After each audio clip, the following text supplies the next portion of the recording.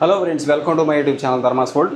Friends, మన NMMS national merit cum means scholarship ఏదైతే ఉందో ఎన్ఎంఎంఎస్కి సంబంధించి ఇప్పుడు రాయబడి 8th క్లాస్ అభ్యర్థులకు సంబంధించి మనం ఈ యొక్క వీడియో లెసన్స్ అనేవి ఇవ్వడం జరుగుతుంది. ఇందులో మ్యాథ్స్ అలాగే సైన్స్లో కూడా ఎన్ఎస్ పిఎస్ అలాగే సోషల్ స్టడీస్కి సంబంధించి సోషల్ స్టడీస్లో జాగ్రఫీ కావచ్చు, హిస్టరీ కావచ్చు, అలాగే ఎకనామిక్స్ కావచ్చు, పొలిటికల్ సైన్స్ కావచ్చు, ఏదైనా కావచ్చు, మొత్తం మీద అన్నిటికీ సంబంధించి మీకు ఇన్ డీటెయిల్డ్గా ఇన్ఫర్మేషన్ అనేది ఇందులో ఇవ్వడం జరుగుద్ది. తప్పనిసరిగా ఇది ఫాలో అవ్వండి. వీడియో అందరికి షేర్ చేయండి, ఛానల్ సబ్స్క్రైబ్ చేయడం మర్చిపోవద్దు.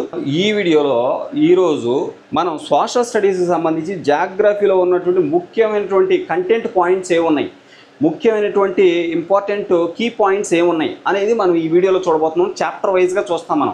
మనకి ఎన్ని చాప్టర్స్ ఉన్నాయో అన్ని చాప్టర్స్ కూడా ప్రతి చాప్టర్ వైజ్గా మనం సోషల్ స్టడీస్కి సంబంధించి ముఖ్యంగా జాగ్రఫీకి సంబంధించి ఈ వీడియోలో మనం చూడబోతా ఉన్నాం. ఇక్కడ మీరు గమనించండి, ఈ జాగ్రఫీకి సంబంధించి మొట్టమొదట ఫస్ట్ మనం చూడాల్సింది ఏంటంటే ఇదిగోండి, ఇక్కడ చూస్తే ఈ చాప్టర్ 1 ఏదైతే ఉందో geographical diversity of India. Geographical diversity of India అంటే భౌగోళిక భిన్నత్వం. అంటే భారతదేశంలో వివిధ ప్రాంతాలు వివిధ రకాల ప్రత్యేకతలను కలిగి ఉంటాయి. ఒక్కొక్క ప్రాంతానికి ఒక్కొక్క ప్రత్యేకత ఉంటుంది. భౌగోళికంగా భారతదేశం ఏ విధంగా ప్రత్యేకమైంది, ఇందులో ఉన్నటువంటి ముఖ్యమైన భౌగోళిక అంశాలు ఏమిటి అనేది మనం ఈ వీడియోలో చూస్తాం. రైట్, ఇది మొత్తం కూడా ఈ లెసన్ మొత్తం కూడా మనం ఇన్ డీటెయిల్డ్గా డిస్కస్ చేద్దాం. దానికంటే ముందుగా ఈ యొక్క లెసన్స్లో ఉన్నటువంటి కీ పాయింట్స్ ఏంటి అనేది ముందుగా మీకు ఇవ్వడం జరుగుద్ది.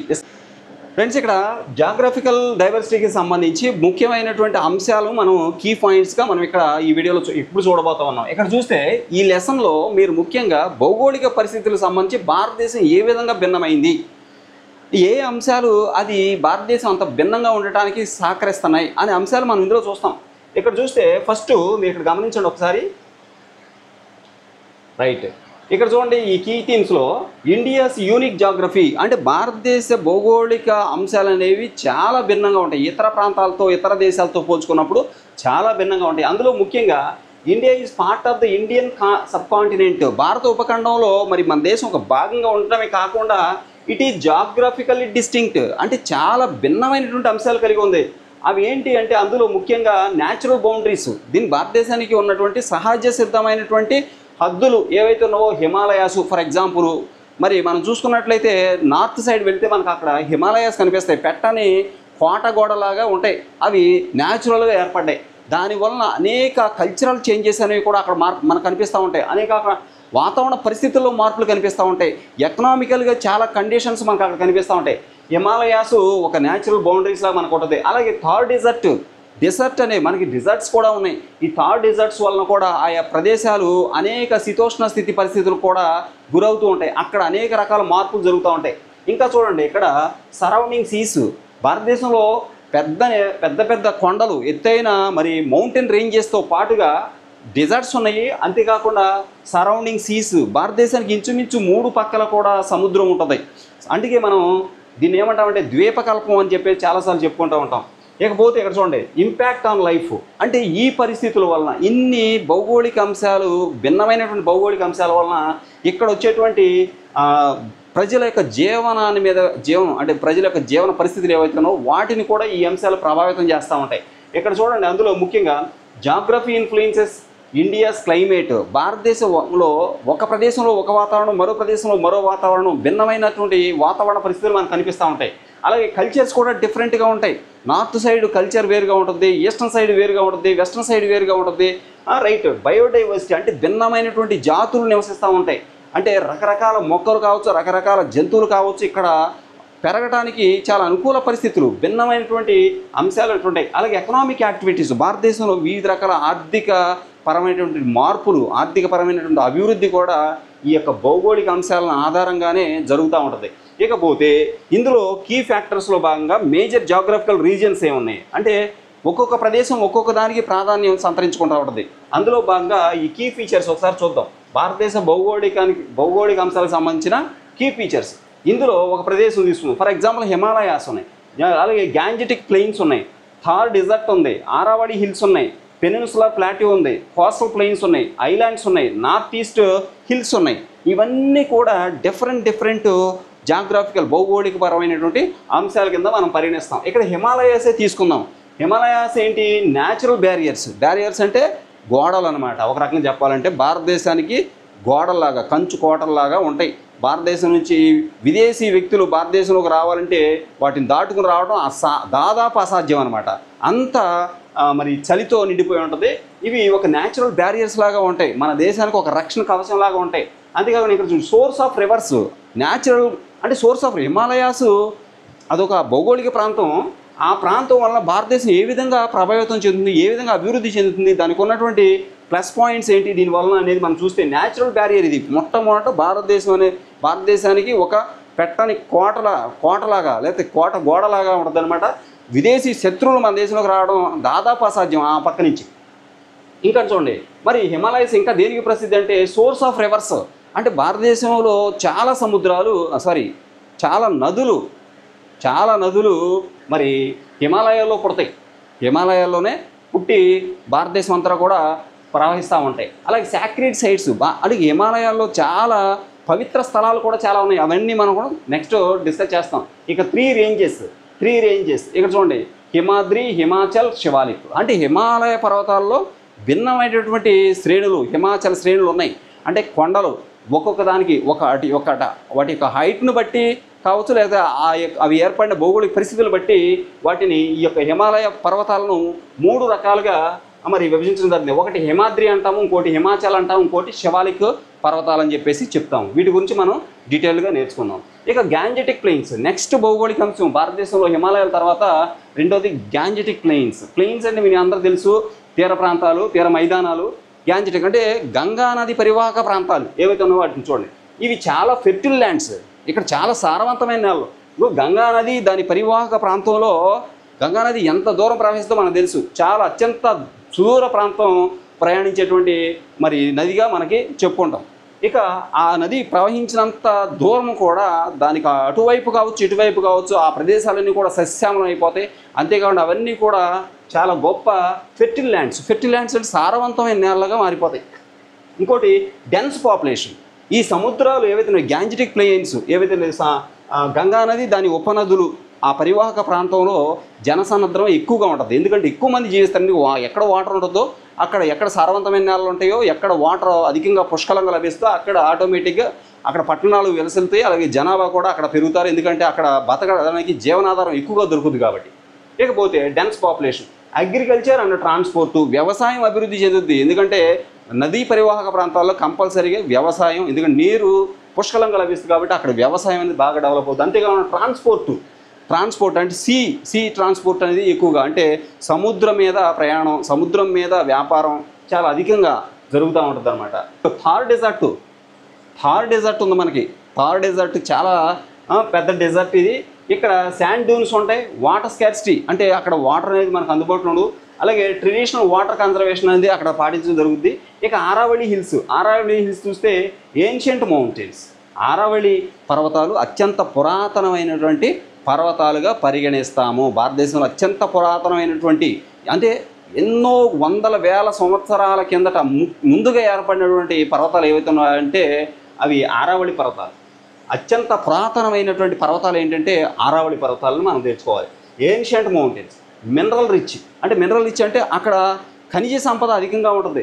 అలాగే హిస్టారికల్ ఫోర్ట్స్ అంటే చారిత్రకమైనటువంటి కోటలు, చారిత్రకమైనటువంటి ప్రదేశాలు ఆ యొక్క ప్రదేశాల్లో మనకు కనిపిస్తూ ఉంటాయి. ఇక క్లైమేట్ బ్యారియర్ అంటే వివిధ రకాల వాతావరణ పరిస్థితులు ఈ ఆరావళి పర్వత పరివాహక ప్రాంతాల్లో అధికంగా ఉంటాయి అన్నమాట. అక్కడ జంతుజాలం కావచ్చు, అక్కడ దొరికేటువంటి కలప కావచ్చు, లేకపోతే అక్కడ ఉన్న వాతావరణ పరిస్థితులు కావచ్చు, భిన్నంగా మనకు అనిపిస్తూ ఉంటాయి. ఇక్కడ కోస్టల్ ప్లెయిన్స్ తీర మైదానాలు అంటాం కదా, కోస్టల్ ప్లెయిన్స్. ఇంకోటి వెస్ట్రన్ కోస్ట్ కానీ ఈస్టర్న్ కోస్ట్ కానీ ఇవన్నీ కూడా కోస్టల్ ప్లెయిన్స్ అనమాట. అవి తీర మైదానాలు. అంటే పశ్చిమ తీర మైదానం, తూర్పు తీర మైదానం మనకి నేను తర్వాత చూపిస్తాను అదంతాను. ఇక ఐలాండ్స్ ఉన్నాయి. మనకి ఐలాండ్స్ ఎలా ఉన్నాయి? లక్షద్వీప్ ఉంది, అండమాన్ నికోబార్ దీవులు ఉన్నాయి. ఈ అండమాన్ నికోబార్ దీవుల్లో కూడా చూడండి volcanoes, tribal heritage.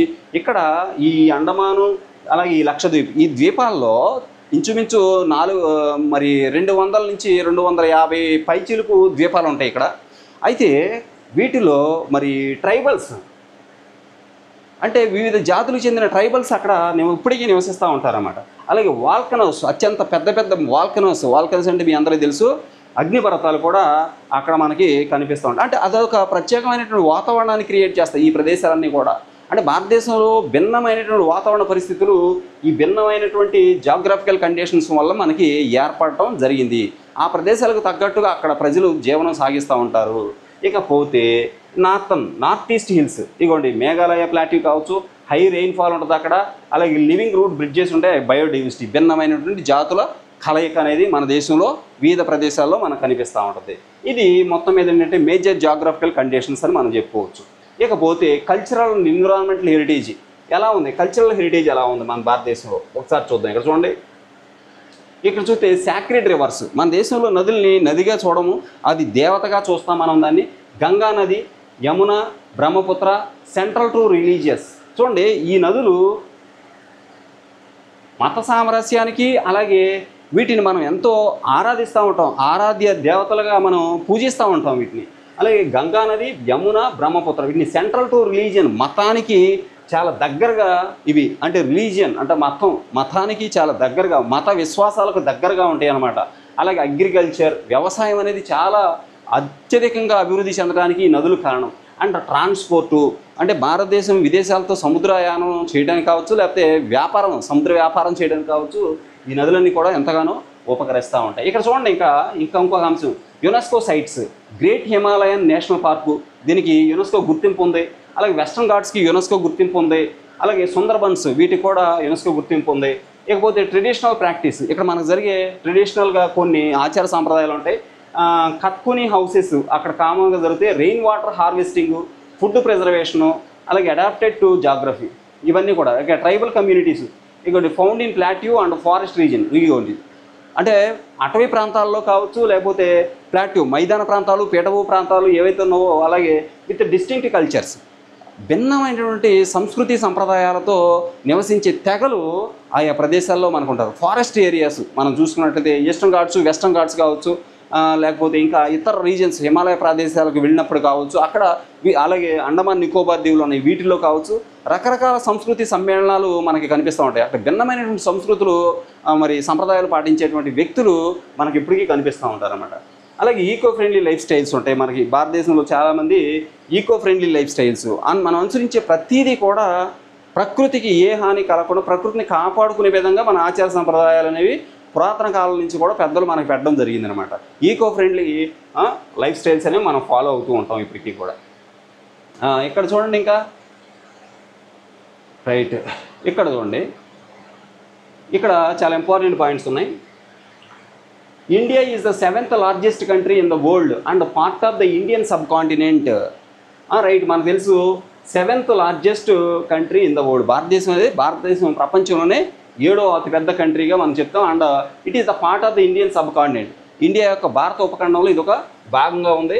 It has divorce geographical features, భిన్నమైనటువంటి భౌగోళిక మరి లక్షణాలు ఇది కలిగి ఉంది. అందులో ముఖ్యంగా మౌంటైన్స్ ఉంటాయి. మనకి భారతదేశంలో ఎక్కడ చాలా పెద్ద పెద్ద మౌంటైన్ రేంజెస్ ఉన్నాయి. అలాగే ప్లెయిన్స్, మైదానాలు ఉన్నాయి, ప్లాట్యూస్, పీఠభూములు, అలాగే డెసర్ట్స్ అంటే ఎడారులు, అలాగే కోస్ట్, తీర మైదానాలు, అండ్ ఐలాండ్స్. మనకి అండమాన్ నికోబార్ లేకపోతే లక్షద్వీప్ లాంటి ఐలాండ్స్ ఉన్నాయి. అలాగే these features shape India's climate. ఇవన్నీ కూడా, ఈ అంశాలన్నీ కూడా భారతదేశ యొక్క వాతావరణ పరిస్థితుల్ని అత్యంత అద్భుతంగా ప్రభావితం చేస్తూ ఉంటాయి.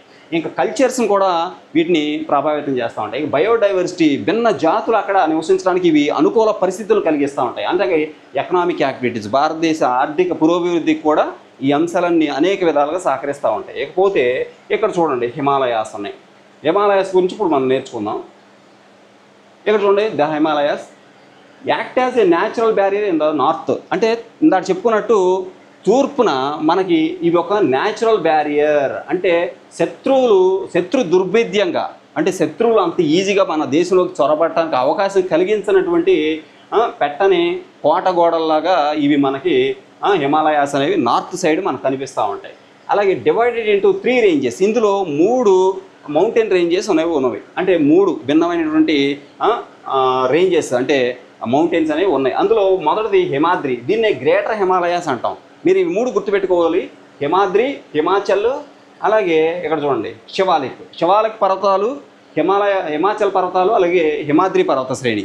హిమాద్రి పర్వత శ్రేణి అనేది ఈ మూడిట్లో కూడా అత్యంత పెద్ద పర్వత శ్రేణి. దీన్ని గ్రేటర్ హిమాలయాస్ అంటారు, హిమాద్రిని. అలాగే హిమాచల్ ఉంది, దీన్ని లోయర్ హిమాలయాస్ అంటాము. అలాగే శివాలిక్ దీన్ని ఔటర్ హిమాలయాస్ అంటే బాహ్య పర్వతాలు అన్నమాట వీటిని అని చెప్పేసి చెప్తాం. ఇక source of major reverse like the Ganga, Indus and Brahmaputra.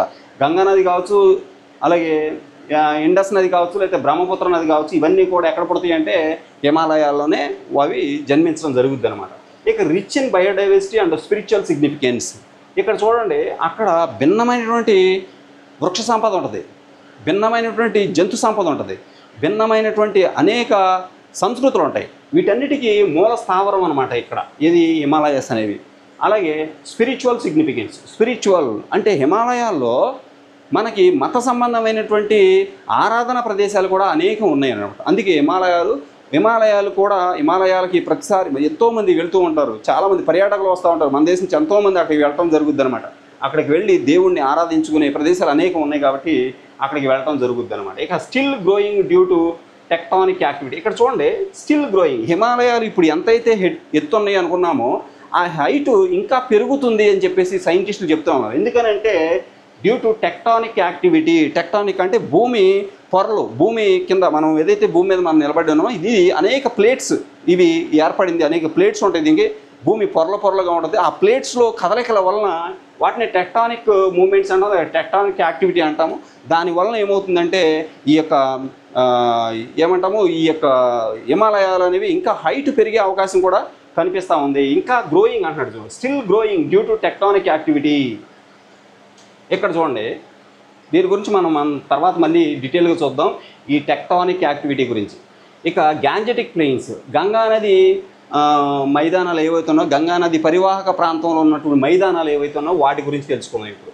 ఇక్కడ చూడండి, fertile region nourished by the rivers from the Himalayas.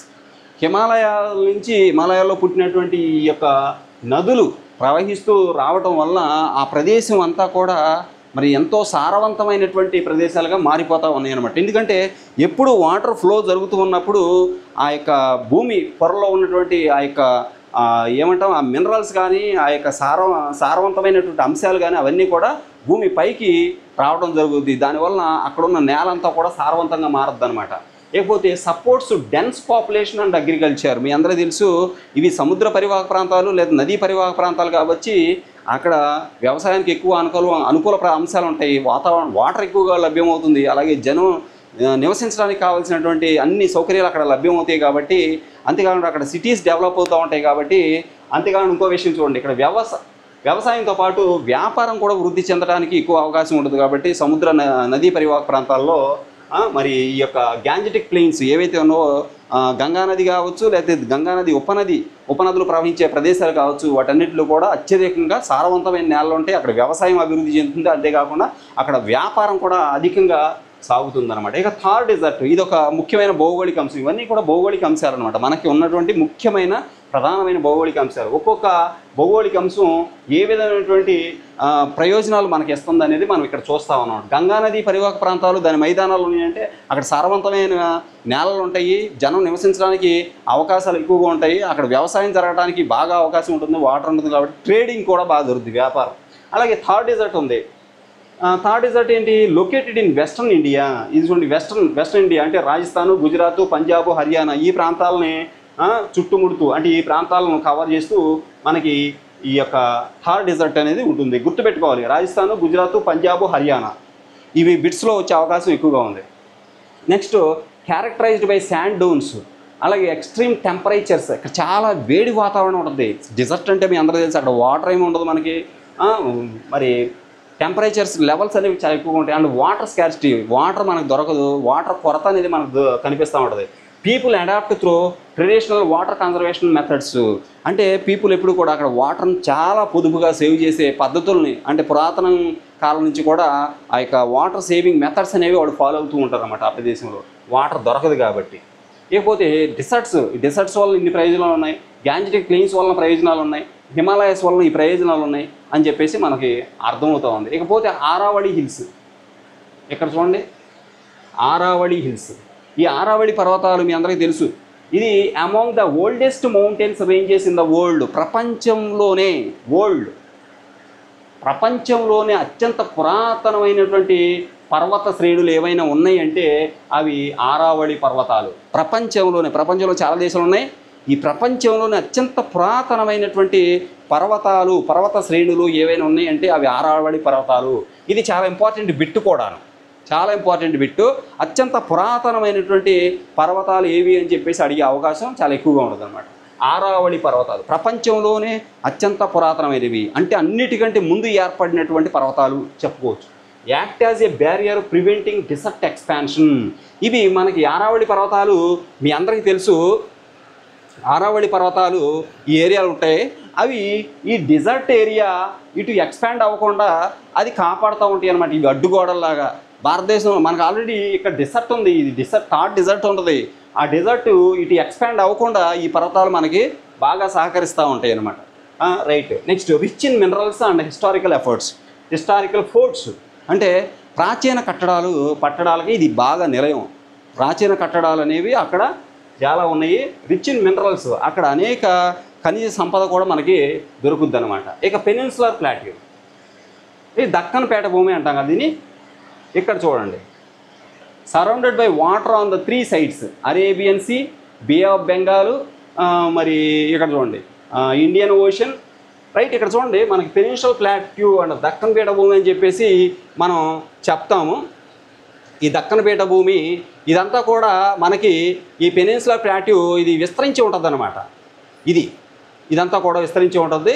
ఇది చూడండి surrounded by the water on 3 sides. ఇదంతా కూడా మనకి ఏముంటుంది, వాటర్ ఉంటుంది. రైట్. ఇండియన్ ఓషన్ ఉంటుంది, అరేబియన్ సీ ఉంటుంది, అలాగే బే ఆఫ్ బెంగాల్, ఇవన్నీ కూడా విస్తరించి ఉంటాయి అన్నమాట. ఇది పెనిన్సులర్ ప్లాట్యూ చుట్టూ. Right. Surrounded by the water on 3 sides, Arabian sea ఉంటుంది, అలాగే bay of Bengal, Indian ocean. Right. ఇవన్నీ కూడా ఈ యొక్క పెనిన్సులర్ ప్లాట్యూని సరౌండ్ చేసి ఉంటాయి. ఇక it includes the Deccan plateau.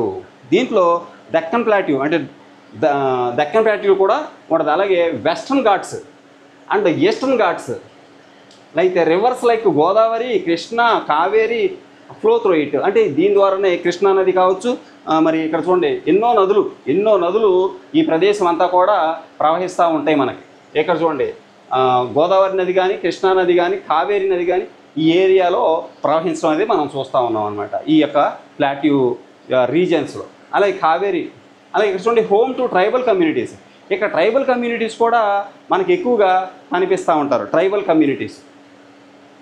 Next, and rich in minerals and forest. మనకి ఏ ఏరియాలో అయినా కానీ ఫారెస్ట్ ప్రదేశం అంటే ఫారెస్ట్ ఏరియా అనేది మనకు కూడా చాలా ఎక్కువగానే ఉందని చెప్పుకోవచ్చు. ఒక రకంగా చెప్పాలంటే కొన్ని ప్రదేశాల్లో ఎక్కువగా ఉంది, కొన్ని ప్రదేశాల్లో ఉండాల్సిన దానికంటే చాలా తక్కువగా మనకి ఫారెస్ట్ అనేది కనిపిస్తూ ఉంటుంది అనమాట. ఇకపోతే నెక్స్ట్ ఇక్కడ గమనించండి, కోస్టల్ రీజన్స్ అంటే తీర మైదానాలు అన్నమాట. కోస్టల్ రీజన్స్ సముద్ర తీర మైదానాలు. వెస్ట్రన్ కోస్ట్ ఉంటుంది, ఈస్టర్న్ కోస్ట్ ఉంటుంది, కోస్ట్ లైన్ ప్లేన్స్. ఇక్కడ చూడండి వెస్ట్రన్ కోస్ట్, ఇక్కడ మనకి బిట్స్ వచ్చే అవకాశం ఉంది. వెస్ట్రన్ కోస్ట్ అంటే పశ్చిమ తీర మైదానం ఏదైతే ఉందో, పశ్చిమ తీర మైదానం మీ అందరికీ తెలుసు. భారతదేశం తూర్పు తీర మైదానం, అలాగే పశ్చిమ తీర మైదానం ఇలా మనకి కనిపిస్తూ ఉంటాయి అన్నమాట. ఇక్కడ చూడండి వెస్ట్రన్ కోస్ట్ నేరోగా ఉంటుంది, చాలా సన్నగా ఉంటుంది ఈ వెస్ట్రన్ కోస్ట్. రైట్. తీర మైదానం అంటే సముద్ర మట్టానికి ఇంచుమించు కొద్దిగా లోతట్టు ప్రాంతం, సముద్రాన్ని ఆనుకుని మరి ఉన్నటువంటి లోతట్టు ప్రాంతాన్ని మనం ఏమంటామంటే సాధారణంగా కోస్ట్ అంటాం. ఈ కోస్ట్ లైన్ అని చెప్పేసి చెప్తాము. వెస్ట్రన్ కోస్ట్ చాలా నేరోగా ఉంటుంది, అంటే కుంచుకుపోయి కొద్దిగా ఉంటుంది.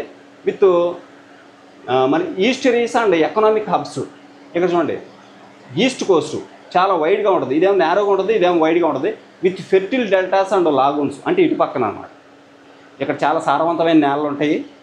రైట్.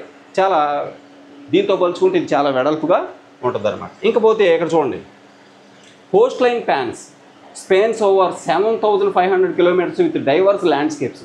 అంటే కోస్ట్ లైన్ అనమాట. అంటే కోస్ట్ లైన్ ఇదంతా చూసుకున్నట్లయితే ఈ కోస్టల్ ఏరియా మొత్తం ఎంతంటే 7,500 kilometers దూరం. మనకి తీర ప్రాంతం అనేది ఇంచుమించు 7,500 kilometers పొడవు అయినటువంటి తీర ప్రాంతం మనకి ఉంది. రైట్. ఇది చూడండి, ఇది భారతదేశ దక్షిణ భాగంలో ఈ తీర ప్రాంతం, సముద్ర తీర ప్రాంతం ఇంచుమించు 7,500 కిలోమీటర్ల వరకు ఉంది. ఇది ఒక బిట్టు మీకు కంపల్సరీగా మన తీర ప్రాంతం ఎంత అని చెప్పేసి అడిగే అవకాశం ఉంది. 7,500 కిలోమీటర్లు. అలాగే వెస్ట్రన్ కోస్ట్, ఈస్టర్న్ కోస్ట్లు ఇది నేరోగా ఉంటుంది, ఇది వైడ్గా ఉంటుంది. ఇకపోతే దీనికంటే ముందు మనం కొన్ని బిట్స్ నేర్చుకున్నాం. ఎక్కడ చూడండి, రైట్, పెనిన్సులర్ ప్లాట్యూ. ఈ ప్లాట్యూ గుండా ప్రవహించే నదులు ఉన్నాయి. ఇక్కడ చూడండి, కృష్ణ, కావేరి, గోదావరి ఇలా ఉన్నాయి. రైట్, ఇంకా కొన్ని బిట్స్ ఉన్నాయి, అవన్నీ మనం చూద్దాము వన్ బై వన్.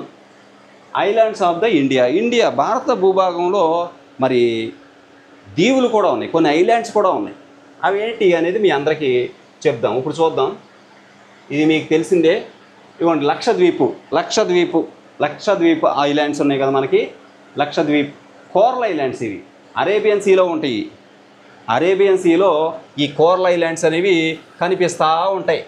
రైట్, ఇగోండి, ఇది యాక్చువల్గా అరేబియన్ సీ, ఇది ఇండియన్ ఓషన్, ఇదేమో బే ఆఫ్ బెంగాల్. ఈ అరేబియన్ సీలో మనకి ఈ యొక్క ఏముంటాయి, లక్షద్వీప్ మరి ఐలాండ్స్ అనేవి మనకు కనిపిస్తూ ఉంటాయి. ఇవి కోరల్ ఐలాండ్స్, ఇది గుర్తుపెట్టుకోవాలి.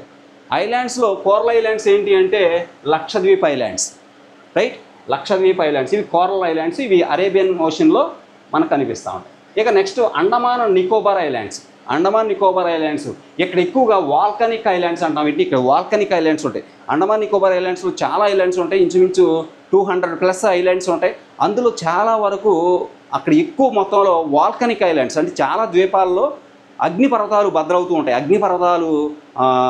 అగ్నిపర్వతాల చేత నింపబడినటువంటి ఐలాండ్స్ అనమాట ఇవి. ఈ వాల్కనిక్ ఐలాండ్స్ అంటాం. అలాగే ఈ బే ఆఫ్ బెంగాల్లో ఇవి ఎక్కడ ఉన్నాయి, బే ఆఫ్ బెంగాల్ ఈ ఏరియాలో మనకి కనిపిస్తూ ఉంటాయి. Bay of Bengal.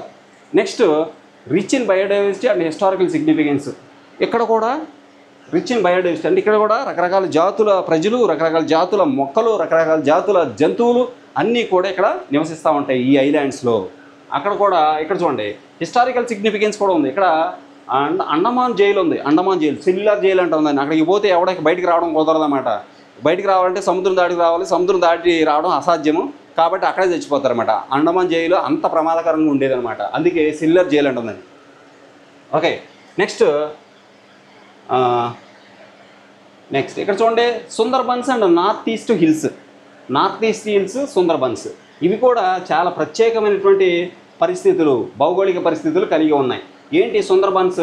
యునెస్కో గుర్తింపు ఉంది. యునెస్కో సైట్ విత్ మాంగ్రూవ్ అడవులు ఉంటాయి ఇక్కడ. అండ్ రాయల్ బెంగాల్ టైగర్స్ కూడా ఉంటాయి ఇక్కడ. రాయల్ బెంగాల్ టైగర్స్ ఇక్కడ ఈ సుందర్బన్స్ అడవుల్లో ఉంటాయి. ఇక్కడ చూడండి మాంగ్రూవ్ అడవులు అంటాం. ఇక్కడ చిన్న చిన్న పొదలుగా ఉంటాయి అన్నమాట ఈ అడవులు. నెక్స్ట్ నార్త్ ఈస్ట్ హిల్స్ ఎక్కడ ఉన్నాయి? మేఘాలయ ప్లాట్యూలో నోన్ ఫర్ రెయిన్ఫాల్. చూడండి ఈ నార్త్ ఈస్ట్ హిల్స్ ఉన్న ఏరియాలో చాలా ఎక్కువ వర్షపాతం చాలా అధికంగా నమోదవుద్ది. ముఖ్యంగా మేఘాలయ ప్రాంతం మీ అందరికీ బాగా తెలుసు. ఇంతకుముందు అత్యధిక వర్షపాతం నమోదు చేసే ప్రాంతం ఏదంటే మేఘాలయలో ఉన్న చెరపుంజి అనే ప్రదేశం ఇంతకుముందు. అయితే ఇప్పుడు చూడండి నోన్ ఫర్ రెయిన్ఫాల్, ఇక్కడ వర్షాలు ఎక్కువగా కురుస్తాయి. మన నార్త్ ఈస్ట్ హిల్స్లో వర్షాలు అధికంగా, ముఖ్యంగా ఇది మేఘాలయాన్ని కవర్ చేస్తూ ఉంటుంది. ఇక్కడ వాటర్ ఫాల్స్ ఉంటాయి. అలాగే ఈకో ఫ్రెండ్లీ విలేజెస్ లైక్ మాలినోగ్ అనేటువంటి ఈ ప్రదేశం ఉంది. ఈకో ఫ్రెండ్లీ విలేజ్ అనమాట. అక్కడంతా కూడా ప్రకృతి సిద్ధమైనటువంటి అంశాలే అక్కడ ఉపయోగించడం జరుగుద్ది. ప్రకృతిని కాపాడేటువంటి సంప్రదాయాలే వాడు పాటిస్తూ ఉంటారు అన్నమాట. జాగ్రఫికల్ డైవర్సిటీ, దీనికి సంబంధించి ఇండియన్ సబ్ కాంటినెంట్ చూడండి. మనకి ఈ కీ ఫీచర్ చాలా అవసరం, ఇది తెలుసుకోవాలి మనం. ఇండియన్ సబ్ కాంటినెంట్ గురించి మనం తెలుసుకోవాల్సి వస్తే దాని యొక్క ఎక్స్ప్లెనేషన్ ఇక్కడ చూడండి. A region in South Asia including India and its neighbouring countries like Pakistan, Nepal, Bhutan, Bangladesh, Sri Lanka and Myanmar. ఇదిగోండి ఈ దేశాలు ఇండియాతో కలుపుకుని ఈ ప్రదేశాలు ఈ దేశాలు ఏవైతే పాకిస్తాన్ కానీ, నేపాల్ కానీ, భూటాన్ కానీ, బంగ్లాదేశ్ కానీ, శ్రీలంక కానీ, మయన్మార్ కానీ ఇవన్నీ ఏంటంటే సౌత్ ఏషియాలో ఉన్నటువంటి ఈ దేశాలన్నీ కూడా చూడండి. వీటన్నిటినీ కలిపి ఏమంటామంటే ఇండియన్ సబ్ కాంటినెంట్ అంటాం. ఇండియన్ సబ్ కాంటినెంట్లో ఉన్న దేశాల పేర్లు మిమ్మల్ని ఎప్పుడన్నా అడిగితే మీరు కంపల్సరీగా వీటిని మెన్షన్ చేయాలి. ఇండియన్ సబ్ కాంటినెంట్ అంటే ఏంటి, భారత ఉపఖండం అంటే ఏంటి అన్నప్పుడు a region in South Asia, South ఏషియాలో ఉన్నటువంటి ఒక ప్రాంతం. అందులో ఏ అంశాలు ఉన్నాయి, ఏ దేశాలు ఉన్నాయి అంటే ఇండియా ఉంది, దాని చుట్టుపక్కల ఉన్నటువంటి దేశాలు ఉన్నాయి. ఇండియా చుట్టుపక్కల ఏ దేశాలు ఉన్నాయి? పాకిస్తాన్ ఉంది, నేపాల్ ఉంది, భూటాన్ ఉంది, బంగ్లాదేశ్ ఉంది, అలాగే శ్రీలంక ఉంది, మయన్మార్ ఉంది. ఈ దేశాలు ఇవన్నీ కూడా ఇండియన్ సబ్ కాంటినెంట్లో భాగాలు. ఈ సౌత్ ఏషియాలో ఉన్నటువంటి ఇండియన్ సబ్ కాంటినెంట్లో భాగాలుగా మనకి ఈ కంట్రీస్ అన్నీ ఉన్నాయి. పాకిస్తాను, నేపాల్, భూటాను, బంగ్లాదేశ్, శ్రీలంక, మయన్మారు, రైట్, ఇండియాతో కలుపుకొని వీటన్ని కలిపి ఇండియన్ సబ్ కాంటినెంట్ అంటాం. ఇక హిమాలయాస్ అంటే మీకు ఇప్పుడు దాకా మనం డిస్కస్ చేసాం. A massive mountain range in northern India, అంటే నార్త్ ఇండియాలో ఉన్నటువంటి అత్యంత విశాలమైన, చాలా విస్తరించి ఉన్నటువంటి పర్వత సమూహము. Acting as a natural barrier and source of major reverse. అక్కడ అది భారతదేశానికి ఒక సహజ సిద్ధమైనటువంటి రక్షణ కవచంగా ఉంటుంది, గోడలాగా ఉంటుంది. అందుకని అక్కడ చాలా న్యాచురల్ రివర్స్ అనేవి అక్కడ అనేక మేజర్ ప్రధానమైనటువంటి నదులు కూడా అక్కడే పుట్టడం జరిగింది. నెక్స్ట్ హిమాలయాల గురించి మనం నేర్చుకున్నప్పుడు హిమాద్రి, హిమాచల్, శివాలిక్ ఈ యొక్క 3 పర్వత శ్రేణుల గురించి మనం నేర్చుకుంటాం. హిమాలయాల్లోనే ఇవన్నీ భాగాలు. హిమాద్రి కానీ, హిమాచల్ కానీ, శివాలిక్ పర్వతాలు కానీ ఇవన్నీ కూడా హిమాలయాల్లో భాగాలు. హిమాద్రి అనేది గ్రేటర్ హిమాలయస్ అంటాం, హిమాచల్ అనేది లోయర్ హిమాలయస్ అంటాం, శివాలిక్ పర్వత శ్రేణులు అనేవి ఔటర్ హిమాలయస్ అంటాం. ఇక్కడ చూడండి, హిమాద్రి అంటే the greater Himalayas, highest and most rugged part including peaks like mount Everest and Kanchenjunga. ఇక్కడ చూడండి, ఈ హిమాద్రి అనేది ఏమని చెప్తున్నాడు? గ్రేటర్ హిమాలయస్ అన్నాడు. Highest and most rugged part including peaks. చూడండి, ఇక్కడ పీక్స్ అంటే పర్వతం యొక్క ఉన్నతమైనటువంటి స్థానం, హైయెస్ట్ పాయింట్ అన్నమాట. అంటే అత్యంత పెద్దవైనటువంటి హిమాలయాల్లో పెద్దవైనటువంటి హిమాలయ పర్వతాలు ఎక్కడ ఉన్నాయంటే ఈ యొక్క హిమాద్రి పర్వత శ్రేణిలో. హిమాద్రి అనేది ఒక పర్వత శ్రేణి, అక్కడ చాలా పర్వతాలు ఉంటాయి. వాటిల్లో అవన్నీ కూడా హైయెస్ట్ పీక్స్ అనమాట, ఉన్నతమైనటువంటి చాలా ఎత్తైన పర్వతాలు. హిమాలయాల్లోనే చాలా కొండలు ఎత్తైనవి ఉన్నాయి. ఆ ఎత్తైనటువంటి పర్వతాలు ఎక్కడైతే ఉన్నాయో వాటిని హిమాద్రి అంటాము. అందులో అక్కడే మనకి ఎవరెస్ట్ పర్వతం ఉంది. అంతేకాకుండా దాని తర్వాత రెండోదైనటువంటి కాంచనగంగ కూడా అక్కడే ఉంది. ఈ హిమాద్రి పర్వతాల్లోనే మౌంట్ ఎవరెస్ట్ ఉంది, కాంచనజంగా కూడా ఉంది, రైట్. నెక్స్ట్ హిమాచల్ అనేది లోయర్ హిమాలయాస్, తక్కువ ఎత్తు కలిగినటువంటి కొండలు ఉన్న ప్రాంతం అనమాట, లోయర్ హిమాలయాస్. మోడరేట్ క్లైమేట్ కూడా అక్కడ మోడరేట్గా ఉంటుంది. రిచ్ బయోడైవర్సిటీ, రకరకాల జంతుజాలం ఉంటుంది. అండ్ పాపులర్ హిల్ స్టేషన్స్, గొప్ప హిల్ స్టేషన్స్, ప్రఖ్యాతిగాంచిన హిల్ స్టేషన్స్ కూడా అక్కడ ఉంటాయి అన్నమాట, ఇందులో హిమాచల్లో.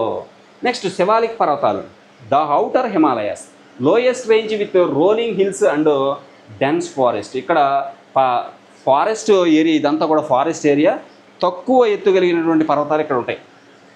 నెక్స్ట్ ఇంకొకటి Gangotri glacier. Okay, Gangotri glacier source of the Bhagirathi river. ఈ గంగోత్రిలో ఏముందంటే అక్కడ source of the Bhagirathi river, a major tributary of the Ganga నది యొక్క ఒక ప్రధానమైనటువంటి ఛానల్. ఇది గంగా నది యొక్క ప్రధానమైనటువంటి ఒక రకంగా ఉపనది channel. Source of the Bhagirathi river కూడా దీనివల్లనే కలుగుతుంది, ఈ గంగోత్రి గ్లాసియర్ వలన. ఫ్రెండ్స్ ఇక్కడ గమనించండి, ఇంకా కత్కుని, దజ్జి దేవారి. ఇటు చూడండి, ఈ కత్కుని అనేది ఏంటి అంటే ఇది ఒక traditional earthquake resistant house construction style in the western హిమాలయాస్లో ఉన్నటువంటి ప్రజలు అక్కడ ఎర్త్క్వేక్ అంటే భూకంపాలు వస్తూ ఉంటాయి కాబట్టి వాటిని తట్టుకుని నిలబడేటువంటి ఇళ్ళు నిర్మాణాలు వాళ్ళు చేసుకోవడం జరుగుతుంది అనమాట. వాటిని కత్కుని, దజ్జి దేవారి, కత్కుని అంటారు. నెక్స్ట్ కోల్డ్ డెసర్ట్ ఇల్లు. ఈ టైపు ఇళ్ళు అంటే ఇవి రెసిస్టెంట్ ఈ స్టైల్ ఆఫ్ కన్స్ట్రక్షన్ వలన ఏం జరుగుద్ది అంటే అక్కడ భూకంపం వచ్చినా వాళ్ళకి ఏ మాత్రం ప్రమాదం జరగదు, ఆ ఇళ్ళు కూడా డ్యామేజ్ కావన్నమాట. ఇది చూడండి, traditional earthquake resistant house construction style in the western హిమాలయస్లో ఉన్నటువంటి ప్రజలు ఈ ట్రెడిషనల్గా అనాది కాలం నుంచి ఈ టైప్ ఆఫ్ హౌసెస్ వాళ్ళు కట్టుకుంటారు. వాటిని కత్కొని హౌసెస్ అని చెప్పేసి అంటారు. ఆ స్టైల్లో ఇల్లు కట్టడం వలన అక్కడ మరి భూకంపాలు వచ్చినప్పటికీ కూడా అక్కడ అందులో ఉన్న ప్రజలకు ఏ నష్టం జరగదు, అవి డ్యామేజ్ కావాలన్నమాట. నెక్స్ట్ ఇక్కడ చూడండి, cold cold A desert with లో టెంపరేచర్స్ అండ్ లిటిల్ రెయిన్ఫాల్. అలాగే లడక్ ఈజ్ అన్ ఎగ్జాంపుల్ అన్నమాట. కోల్డ్ డిజర్ట్కి ఎగ్జాంపుల్ అడుగుతాడు ఒక్కోసారి. చూడండి, కోల్డ్ డిజర్ట్ అంటే ఏంటంటే ఏ డిసర్ట్ విత్ లో టెంపరేచర్. నిజానికి సాధారణంగా ఏమంటాం, డిజర్ట్లో టెంపరేచర్ పగలు చాలా ఎక్కువగా ఉంటుంది, నైట్ అయ్యేసరికి చాలా చల్లబడిపోద్ది అనమాట.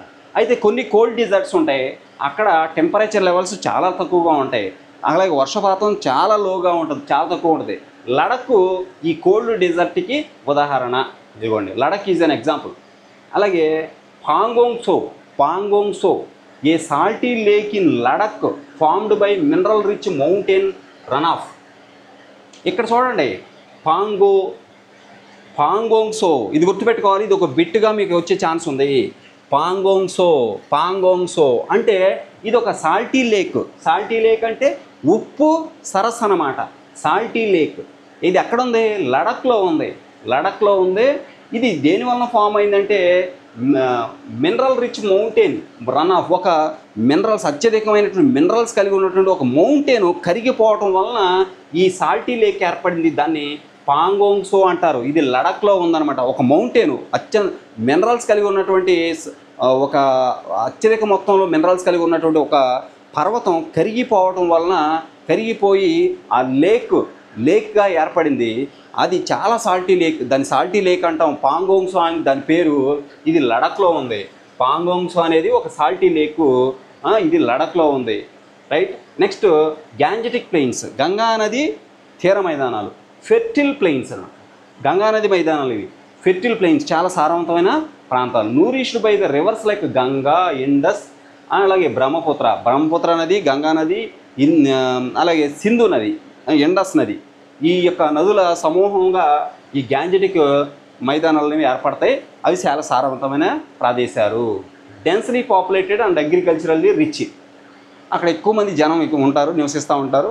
అలాగే వ్యవసాయ పరంగా కూడా చాలా అనుకూల ప్రదేశాలు ఉంటాయి.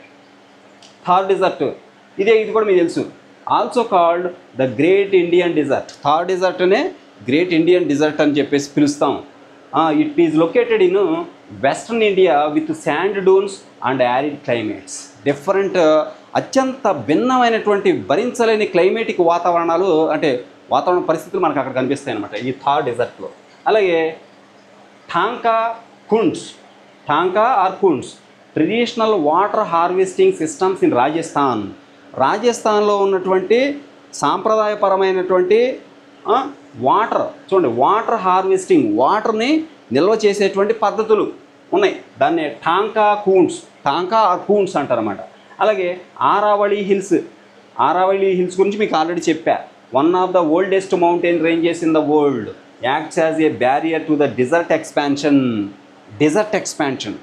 అంటే సౌత్ సైడు ఈ యొక్క ఆల్రెడీ డిజర్ట్, మనకి నార్త్లో మనకి డిజర్ట్ ఉంది, థార్ డిజర్ట్ ఉంది. రాజస్థాను, ఆ యొక్క గుజరాత్, హర్యానా, ఆ ప్రదేశాలన్నీ కలుపుకుంటూ థార్ డిజర్ట్ ఉంది. ఆ డిజర్ట్ ప్రాంతం దక్షిణ ప్రాంతానికి రాకుండా అడ్డుకునేటువంటివి ఈ ఆరావళి పర్వతాలు అన్నమాట. ఓకే. అంతేకాకుండా ఇవి ఓల్డెస్ట్ మౌంటైన్స్ అని మీకు ఆల్రెడీ చెప్పా. ఇక మౌంట్ అబూ గురించి తెలుసుకోవాలి మనం. మౌంట్ అబూ చూడండి, మౌంట్ అబూ ఇదేంటి? హయ్యెస్ట్ పీక్ కింద ఆరావళి రేంజ్.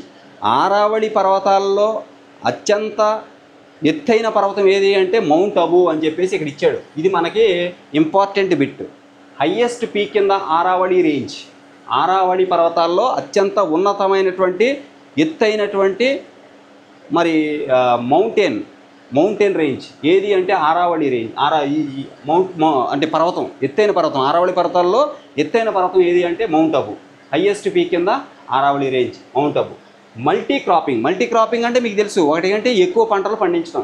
ఇక్కడ చూడండి, agricultural practices of growing multiple crops in the same field. ఒకే పొలంలో ఒకటి కంటే ఎక్కువ పంటలు పండించడాన్ని మల్టీ క్రాపింగ్ అంటాం.